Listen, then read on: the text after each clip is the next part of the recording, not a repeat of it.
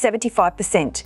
That is the share of executive condominiums sold within 5 years of their minimum occupation period between 2021 and 2025. 75% of owners use the same playbook: buy subsidised, wait 5 years, sell privatised, pocket the gain. On the 8th of May 2026, the Singapore government doubled that window to 10 years, overnight, with no transition period for new sites. If you own an HDB, if you are planning to buy an EC, or if you are counting on the flip strategy to build your property wealth, this change directly affects your next decade. Here is exactly what happened and what you should do about it now. To understand why this matters, you need to understand why ECs were so attractive in the first place. An executive condominium is a public-private hybrid, built by private developers, priced below private condos, but subject to HDB eligibility rules. The critical feature: after 5 years, you could sell on the open market. After 10 years, full privatisation, foreigners could buy. That gap between your subsidised purchase price and your privatised selling price was the wealth engine. Buy at $1,700 per square foot.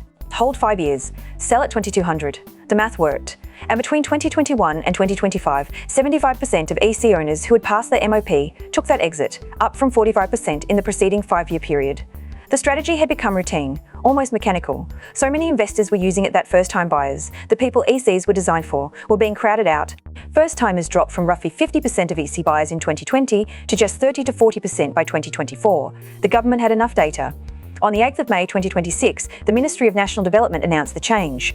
The minimum occupation period is now 10 years, doubled from 5. Full privatisation moves to year 15 or 16. These rules apply immediately to every ECGLS site with a tender closing date on or after the 8th of May 2026, with a tender closing date on or after the 8th of May 2026. And here is the most important thing to understand right now. This does not apply retroactively to existing EC owners or to projects already in the pipeline. We will come back to those 5 pipeline projects in Section 3. But for any EC launched from a new GLS site going forward, the flip strategy, as it existed, is finished. Beyond the MOP extension, 2 other changes hit just as hard, and most commentary has not given them enough attention. Understanding each one will determine which path is right for you. Rule 1. Privatisation now happens at year 15 or 16, up from year 10 previously. If you are a genuine long-term homeowner, this changes nothing about how you live in the property. But if any part of your purchase rationale was, I can sell in year 6, you need to rebuild that rationale from scratch. The capital appreciation case may still hold over 10 years.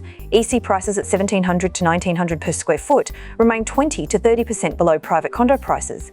But you are committing your capital for a decade, not half a decade. That is a fundamentally different decision. Rule 2. The deferred payment scheme has been removed for all new ECGLS sites. Under DPS, buyers pay 20% upfront and deferred the remaining 80% until the project received its TOP, its temporary occupation permit. That scheme was a cash flow lifeline, especially for HDB upgraders who were simultaneously paying their HDB mortgage and trying to fund an EC. Without DPS, every buyer must use the normal payment scheme, where payments are released progressively as each construction milestone is met: foundations, structure, roof, and so on. The practical consequence: you can no longer buy an EC and pay almost nothing until the keys arrive. You need to manage concurrent outflows from day one of construction. That is a meaningful financial stress test. And if you thought DPS was still available by buying a completed EC on the resale market, it was never available on resale. Resale ECs have always had different payment rules. Rule 3, first-timer priority has jumped from 70% to 90% of all units at each EC launch.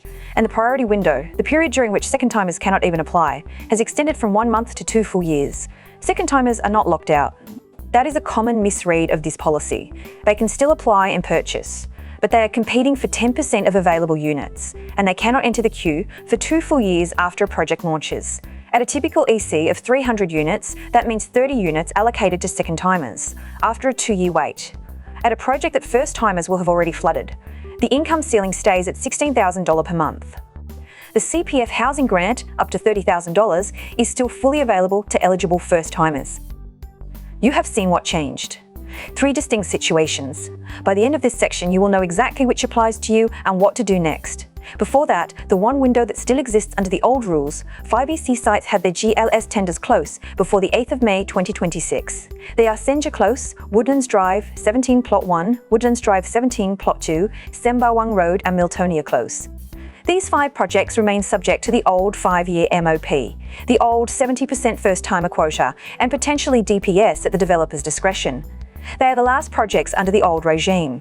Demand for them will be significant when they launch. Mark them. If you are a first-timer, you have never owned HDB or private property, and you have not received a CPF housing grant before, the new rules work in your favour. 90% quota, 2-year priority window, and up to $30,000 in CPF housing grant if your household earns below $12,000 per month. You have more runway at launch than at any point in recent EC history. You'll move, shortlist, the 5 grandfathered projects if you want the shorter MOP. Otherwise, queue with confidence at any new EC launch, knowing competition from investors and second-timers has been structurally reduced. If you are a second-timer, meaning you have received a CPF housing grant before, or you currently own HDB and are upgrading, you need to recalibrate.